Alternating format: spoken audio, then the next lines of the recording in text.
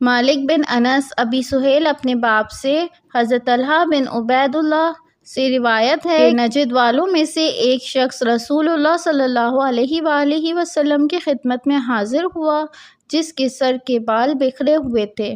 ہمیں اس کی آواز میں گنگناہٹ تو سنائی دے رہی تھی مگر بات سمجھ میں نہیں آتی تھی۔ بالآخر جب وہ رسول اللہ صلی اللہ علیہ وآلہ وسلم کے قریب ہو گیا، اس وقت معلوم ہوا کہ وہ اسلام کے متعلق پوچھ رہا ہے۔ رسول اللہ صلی اللہ علیہ وآلہ وسلم نے فرمایا، دن رات میں 5 نمازیں فرض ہیں۔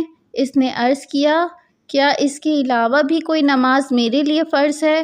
آپ صلی اللہ علیہ وآلہ وسلم نے فرمایا، نہیں، ہاں اگر تم نفل پڑھ لو تو خیر، اور ماہ رمضان کے روزے بھی فرض ہیں۔ اس نے عرض کیا، کیا اس کے علاوہ بھی میرے لیے کوئی روزہ فرض ہے؟ فرمایا، نہیں، ہاں اگر تم نفل روزہ رکھو تو خیر۔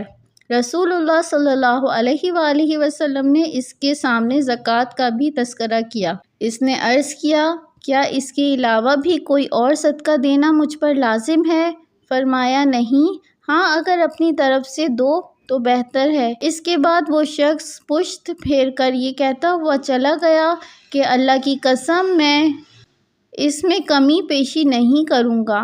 رسول اللہ صلی اللہ علیہ وآلہ وسلم نے فرمایا، اگر اس نے سچ کہا تو کامیاب ہو گیا۔ صحیح مسلم، حدیث نمبر 103۔